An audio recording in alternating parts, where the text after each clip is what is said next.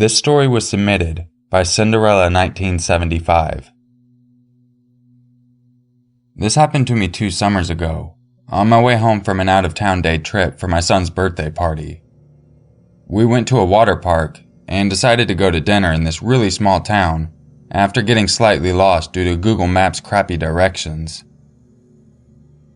After dinner, we noticed across the street there was a county fair, so we decided to check it out for fun. It was getting dark, and the fair was nearly over, but we caught a tractor pull that was about to begin. We'd never been to one, so we thought it might be a fun way to top off the birthday trip. We sat in the bleachers and watched for a while. It was kind of cool. Loud, but cool. There were a lot of families there watching, and also some drunk men watching as well.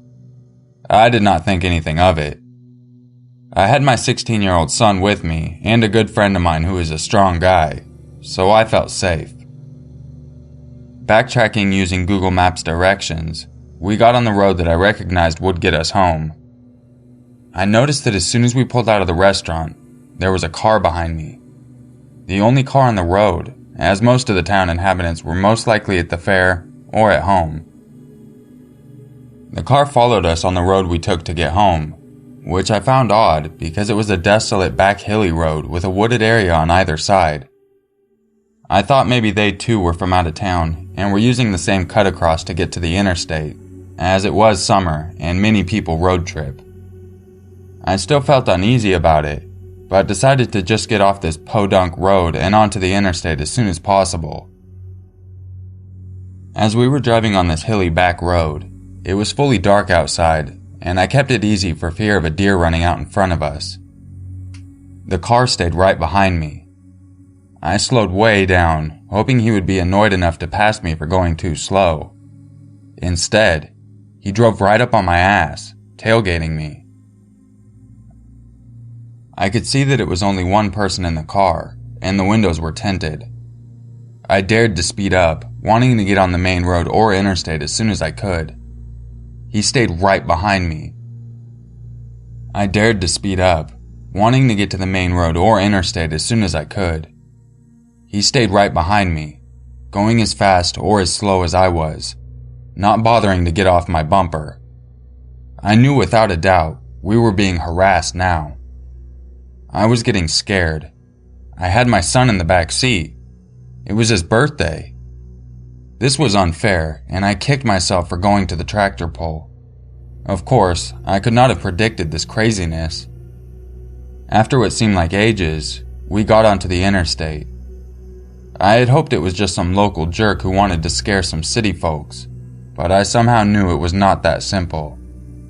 As I feared, he followed us on the interstate. Even on the interstate, he tailgated us. I slowed down initially, hoping futilely he'd pass us. No luck. I sped way up. He caught up and stayed too close. Unfortunately, the interstate was quiet on our side. I had no choice but to keep going. My friend was very angry and ready to fight if necessary, but I wanted no part of meeting this guy face to face, especially with my birthday boy in the back seat. I just kept going and prayed not to get a flat tire. At one point, I got scared enough to lay on the horn while driving, hoping the noise would dissuade him. It worked. He pulled over to the shoulder, and I saw his headlights turn off. I was relieved at first, but we found it odd that he killed his lights. After that we sped up, and I was flying home. The sooner the better. About 15 minutes passed in blissful uneventfulness. We talked about how scary the whole ordeal was, and eventually started feeling relieved to put it all behind us, literally.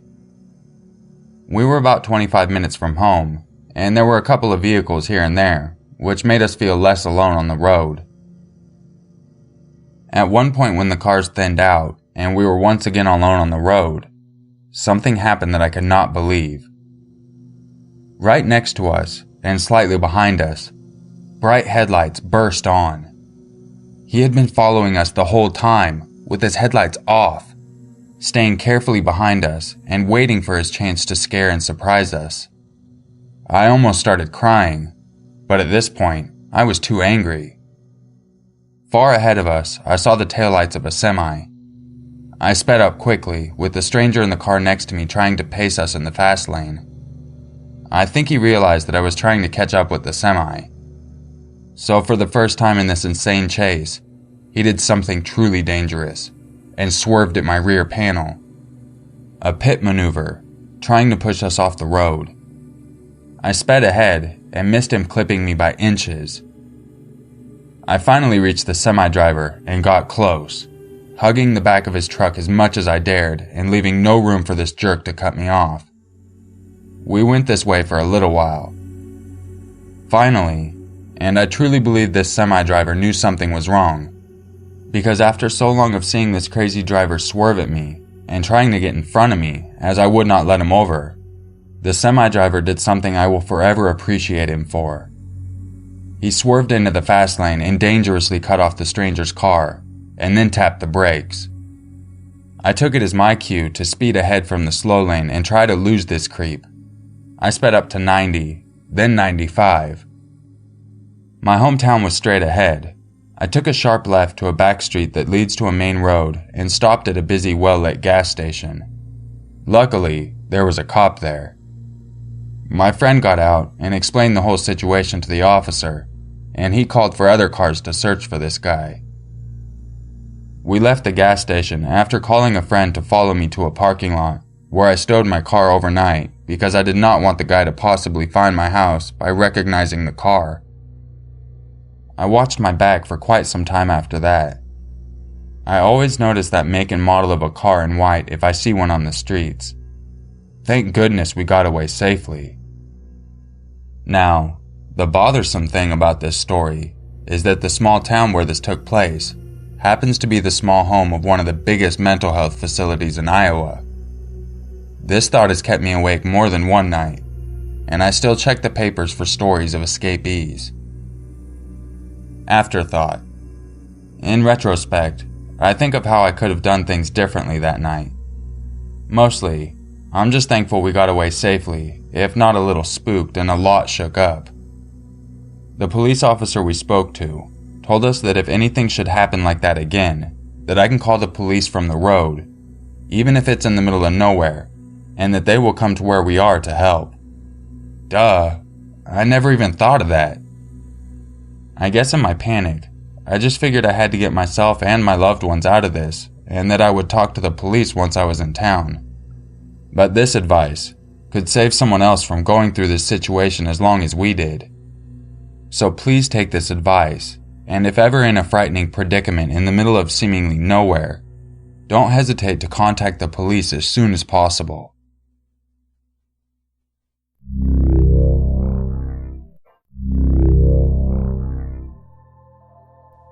This story was submitted by Ramsay. This is my grandmother's story. She's never liked to talk about it with anyone outside of the family, and even then, apparently only the 1 or 2 times she's ever been drunk. When I asked her if she'd ever had any experiences like the ones on Let's Not Meet or the True Scary Stories threads on Reddit, she told me she had. I've been allowed to type this up and share it because she finally thinks it's been long enough since it happened. I don't have any news articles to attach. The reason will be made clear in the end, so I guess that's another reason to do things this way. It could all just be a family story in the end. First, a little background is required, I think. It happened when she was in her early 20s. Every summer, she went to go visit some relatives and friends in the interior of the country. While the connections are too complicated to explain here, my grandmother was closely related to a native group in the interior, and so she usually spent as much of her free time with her native half-siblings and cousins as often as she could. Since there was a limit on the choice of people to interact with, let alone befriend, there wasn't as much of a stigma against boys and girls forming friend groups together as usual back then. And so my grandma spent a lot of time with the other boys and the girls of the village when she was there.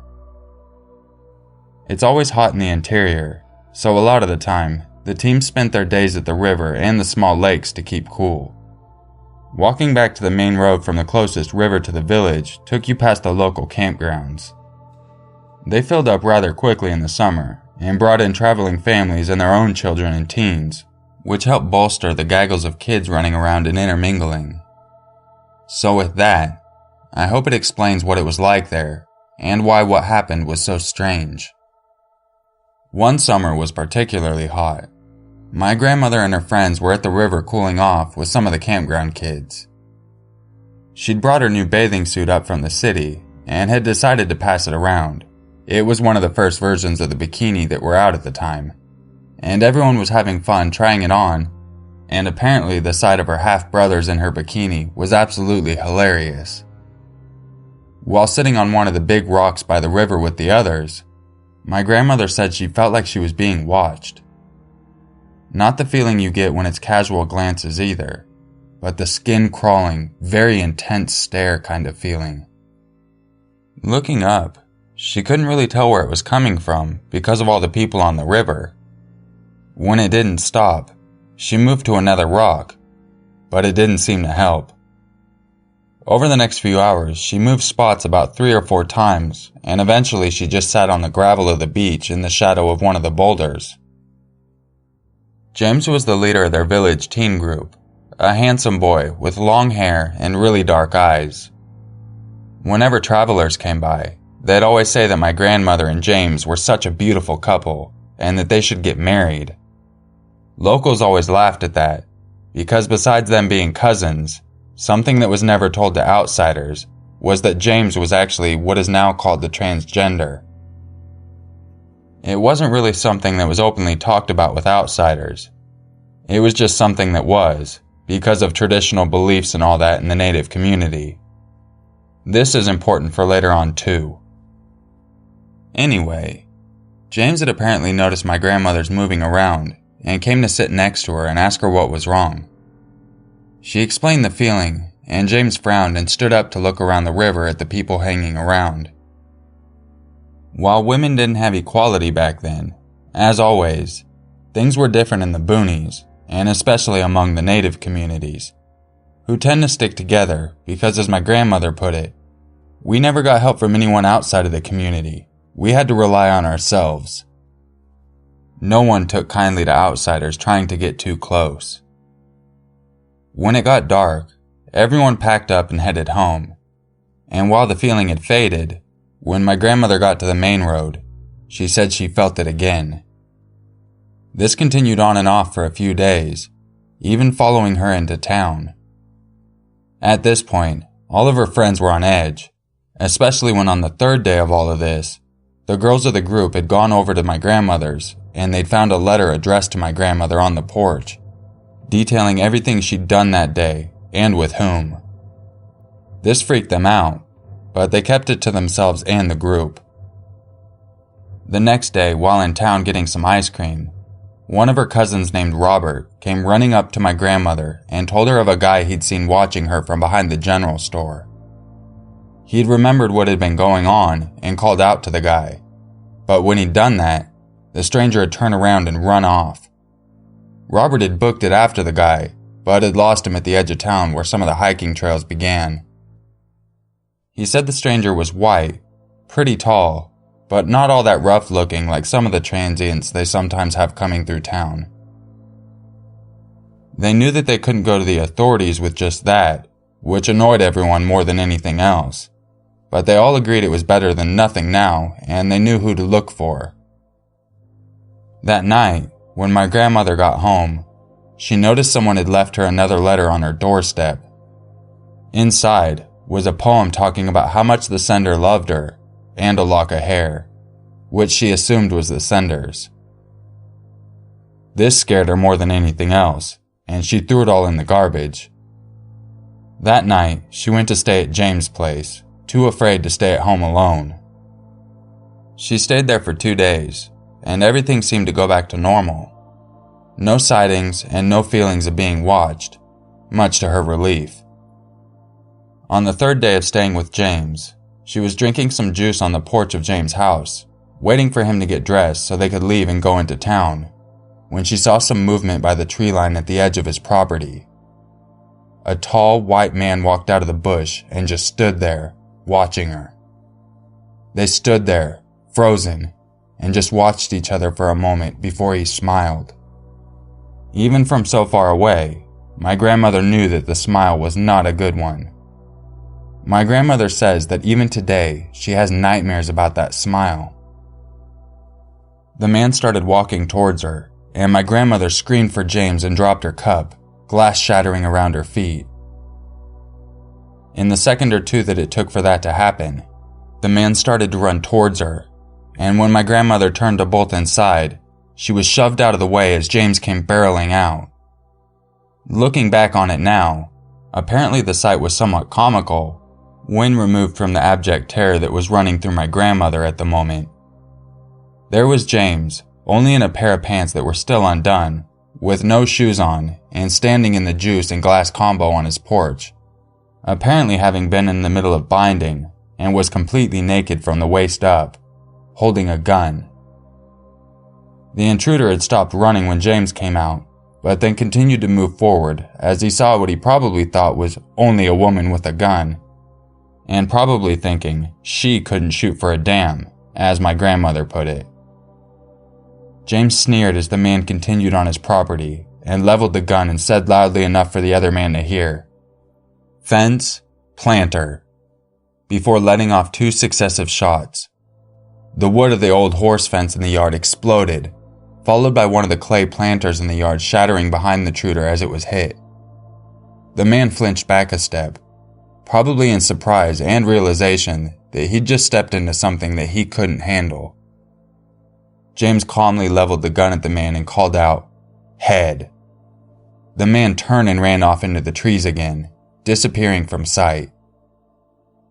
My grandmother remembers crying for a while after that, shaken and terrified as James dragged her to the police station, only for her to have to pull him back out again to stop a fight, as one of the white cops inside actually admonished him for shooting at what was probably just a poor hiker, and that he needed to be more careful or he'd get in trouble. When James had shouted about what had been happening to my grandmother, the cop had said, an Indian girl should feel flattered about getting a man's attention, and that we were surely exaggerating or taking it the wrong way. That pissed James off more than anything else, my grandmother said, and he promised that if the police weren't going to do anything about it, he would. That night, James set up at my grandmother's house with a bunch of their brothers and cousins, and a few uncles and nephews too, who brought along some of their hunting and guard dogs, setting up some chairs on the lawn. When it got dark out, they sent her inside and told her to get a good night's sleep, that they'd keep a watch at her house every night until summer was over, if that is what it took. At the time, my grandmother says she thought that's what they actually had in mind, and while she has no proof, she now suspects that they'd planned for what happened that night to occur. Sometime late at night, she woke up to the barking of the dogs and someone shouting. She'd crept from her bed to look out the second-story window, and by the moonlight, she saw a bunch of figures running towards the woods. Standing in the driveway under the window, she saw her Uncle Richard, who must have seen her curtain moved as she looked up and gave her a wave, motioning for her to go back to bed. The next morning, my grandmother came downstairs to Richard and a few of her cousins banging around in her cupboards as they made breakfast for everyone, the dogs begging for scraps and getting underfoot. Everyone was laughing and playing around as they talked and gathered in the kitchen. When she asked them what had happened the night before, James only laughed and told her, "Just a good old-fashioned hunt." None of the others would say anything different. No one in town ever saw a man matching the description of my grandmother's stalker again, and she never felt like she was being watched again either. No one ever filed a missing persons report, and neither did any of the campers. Stuff often got left behind back then by campers who didn't have the room for everything they packed, so any equipment the traveler may have brought with him would have been quickly picked up by the people who ran the campground, or even other camping kids who snatched it up thinking it was just abandoned junk. Because of the flippancy of the officer she'd spoken to before, my grandmother never spoke of her experience to anyone outside of the family again. My grandmother likes to think that they just ran the creep out of town, probably tracking him to his car and making sure he left, harassing and chasing him the entire way, or something. Personally, I don't like to think about it.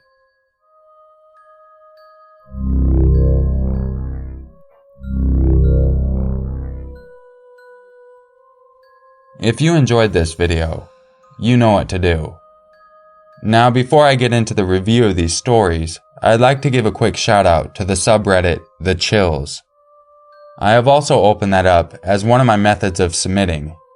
If you would like to go to that subreddit, write down your experience and share me the link, that would be greatly appreciated. The reason I say that is yesterday's Craigslist story was from one of the moderators of that site. He has given me permission to use his story in the comments as well as sending me an email notification. He's also given me permission to post some of my videos in there in hopes to help build the subreddit. He's been working really hard on it, so if any of you like to read stories or even want to submit one, it would be really awesome if you'd head over there and show some support to them. I'll have a link in the description for their subreddit. So the first story, submitted by Cinderella. That's something that's been happening quite frequently, and she brings up a very valid point. You can call the police no matter where you're at. You don't have to wait to be within range of them. Even if you tell them which way you're going, about which mile marker, they can usually catch up. So if you ever find yourself in a situation like that, don't be afraid to call the police.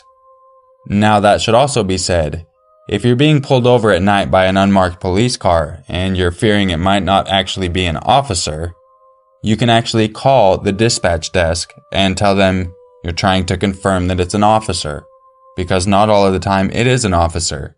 You can go buy the lights right now for like $700. Yes, they're illegal, but that doesn't stop people from murdering people when that's illegal. Always make sure you think safety first. If you ever feel like you are truly in danger, don't hesitate to call the police. The worst that's going to happen is they're going to say, "No, you don't call the police for that." But most likely they're just going to say you're an idiot and leave. Or they're actually going to save your life, which is what you're hoping for. So don't be afraid to give the authorities a call. Yes, a lot of people don't look at them highly anymore due to all the current events. But just know, out of all the officers out there, more than half of them are good people. But there are always shitbags. So let's just hope you don't have to deal with that one. Now the story submitted by Lee and their grandmother. That was a great story, and thank you both for submitting. I really appreciate it. I would be really frustrated too, especially since the police seemed pretty damn racist. I'm not sure exactly where they were, but either way, the police, I would hope, shouldn't have reacted like that, but it also is something you do hear about, especially when it was the older times. I really don't think they just chased the guy off, although if that's what you'd like to think as a happier thought, by all means go ahead.